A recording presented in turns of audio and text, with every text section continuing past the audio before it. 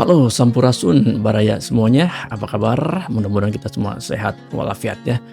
Nah, untuk kali ini aku akan lanjut untuk membahas kosakata atau kamus kata dalam bahasa Sunda ya.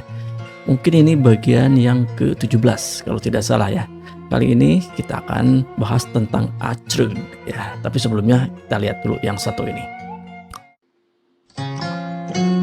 Kisunda menceritakan kampungku.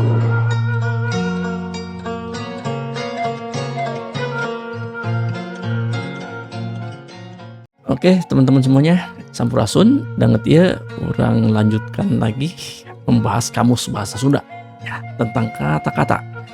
Sekarang masih dengan huruf A ya, yaitu acreug atau kalau kalimat ulangnya acreug acreugan, bukan acreug ya, tapi acreug dan u jadi dibacanya. Jadi acreug ya.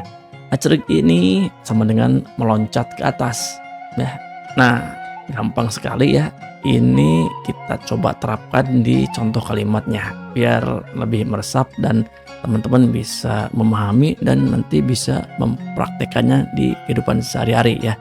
Ini berguna bagi teman-teman yang memang natifnya bukan berbahasa Sunda tapi ingin belajar bahasa Sunda ya. Oke, yuk kita langsung kasih contoh acreug atau acreug-acreugan ya, yang mana artinya adalah meloncat ke atas. Nah, ini dia contohnya. Tita tadi nu lalajo mengbal meni acreug-acreugan weh. Tita tadi itu bahasa Indonesianya dari tadi. Tita tadi ya. Kadang-kadang ada yang disatuin kayak gini, ada yang dipisah ya. Tita tadi kayak gitu. Nu itu yang. Nu itu yang, lalajo itu melihat, lalajo itu melihat, mengbal itu sepak bola, bal itu kan dari bola tuh, jadi mengbal. Nah, kadang-kadang ada yang ngetik mengbal, ada yang main bal, seperti ini nih, main bal.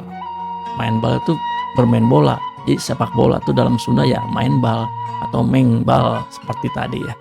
Meni itu kayak kata quantity, jadi karena acreugan ini mengulang-ulang kata ulang, jadi kata meni ya, kata meni ini penegasan kenapa hal tersebut dilakukan berulang-ulang, acreug-acreugan, meni acreug-acreugan sampai meni itu.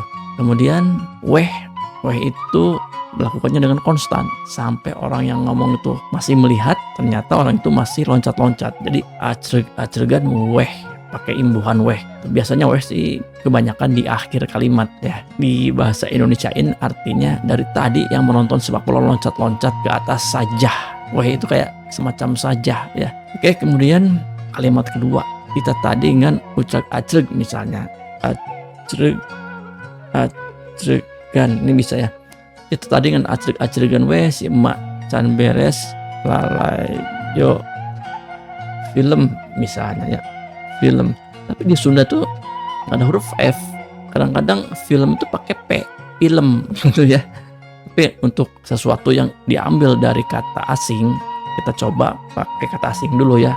Film itu kan dari kata asing film. Nah, ini artinya dari tadi, ini juga harus diubah.